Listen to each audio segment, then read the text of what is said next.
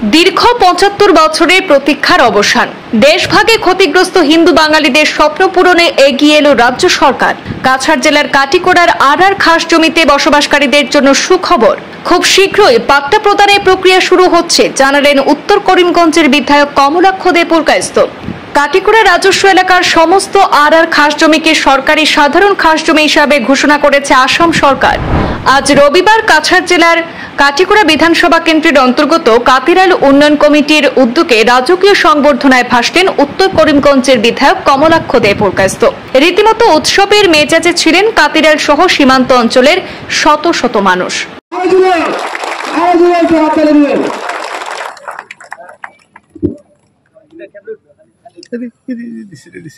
যুব সম্প্রদায়ের দীর্ঘ ৭ দশকের প্রতীক্ষার অবসান ঘটতে চলেছে কাটিকোড়ার আড়ার খাস জমিতে বসবাসকারী দেশভাগের ক্ষতিগ্রস্ত হিন্দু বাঙালিদের।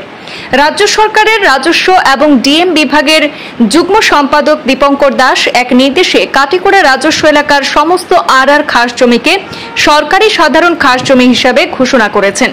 একই সঙ্গে এইসব জমিতে দীর্ঘদিন ধরে বসবাসরত পরিবারগুলিকে অবিলম্বে পাট্টা প্রদানের প্রক্রিয়া শুরু করতে কাছাড় জেলার জেলা শাসককে নির্দেশ দিয়েছেন তিনি। এই সিদ্ধান্তে খবরে কাটিকোড়া জুড়ে উৎসবের আবহ। স্থানীয় বাসিন্দারা রাজ্যের মুখ্যমন্ত্রী ডক্টর হিমন্ত বিশ্ব শর্মা এবং উত্তর করিমগঞ্জের বিধায়ক কমলাক্ষ দে পুরকায়স্থের প্রতি কৃতজ্ঞতা প্রকাশ করে বলেন, দীর্ঘ ৭৫ বছর পরে আড়ার খাসের অপবাদ থেকে মুক্ত হতে যাচ্ছেন কাতিরাইলবাসী। কাতিরাল উন্নয়ন কমিটি সহ স্থানীয় বিভিন্ন সংস্থা সংগঠনের দীর্ঘদিনের দাবির ফসলস্বরূপ এবং বিধায়ক কমলাক্ষের উদ্যোগে এই ঐতিহাসিক সাফল্য অর্জিত হয়েছে বলে মত প্রকাশ করেছেন এলাকাবাসী। বলছি যে আমাদের দাদু বাবাকে কুলো করে ওপার থেকে ওপারে নিয়ে এসছে। আমাদের সম্পত্তি, আমাদের ঘর বাড়ি শুধু আমাদের মা বোনদের ইজ্জতের জন্য। সেই দুঃখের কথা যদি বলতে হয়, সেই বেদনার কথা যদি বলতে হয় যদি, তাহলে আমাদের প্রত্যেকটা পরিবার সেই সমস্যার সেই নির্যাতনে আমরা নির্যাতিত ছিলাম। রাতে রাতে খুলে করে যেভাবে ঘর বাড়ি সব পেলিয়ে ধন সম্পত্তি সব রেখে নিজের জীবন রক্ষার জন্য, নিজের জানের রক্ষার জন্য আমরা হিন্দুস্তানে এসেছিলাম।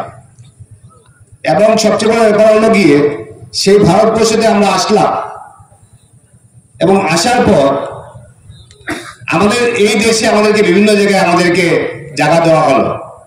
কিন্তু ধর্মবাবু বলেছেন একটা কথা, যে আমি যখন বিধানসভায় কথাগুলো বললাম যে আড়ার, মন্ত্রী বললেন যে আড়ার টার্মসটা কি, আবার সে আড়ার কখনো সেই আড়ার শব্দ শুনেন একমাত্র কাঠিগোড়াতে আড়ার, এবং তার জন্য ৭৫ বছর থেকে আমাদের পাট্টা দেওয়া সম্ভব হচ্ছে না এবং আমরা পাট্টা দিতে পারছি না।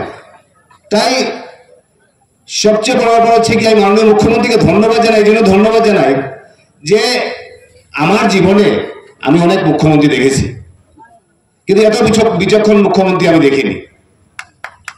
এই জন্য আমি কথাগুলো বলছি যে আমাদের যে অর্ডারটা বের হয়েছে, অর্ডারটা হয়তো বা সিম্পলি অর্ডার বের হতে পারত, কি ধরো যে আমরা আড়ারটাকে খাস করে, আড়ার খাসকে জেনারেল খাস করে দিলাম এবং যাদের অ্যালটমেন্ট যে জায়গায় আছে ওদেরকে দেওয়া হোক, সেই জায়গায়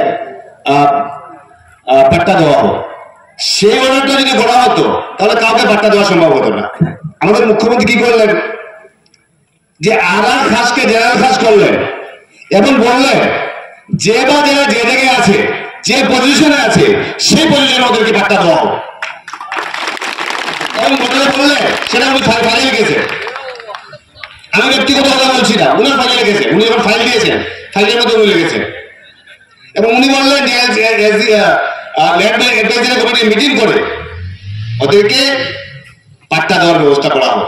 অর্থাৎ একজন মানুষ যারা দেশভাগের বলা হয়, আমরা এখানে এসেছিলাম, বিশেষ করে আমরা হিন্দু বাঙালিরা, হিন্দুরা একজনও যেটা পাট্টা থেকে বঞ্চিত না হয়, সেটা হচ্ছে কি আমার মুখ্যমন্ত্রীর সেই দৃঢ়তা, এবং উনি সেই কথা বলেছে এবং সেটা সম্ভব হয়েছে অনলি বিকজ অফ বর্তমান এই সরকারের জন্য এবং বর্তমান সরকারের মাননীয় মুখ্যমন্ত্রীর জন্য।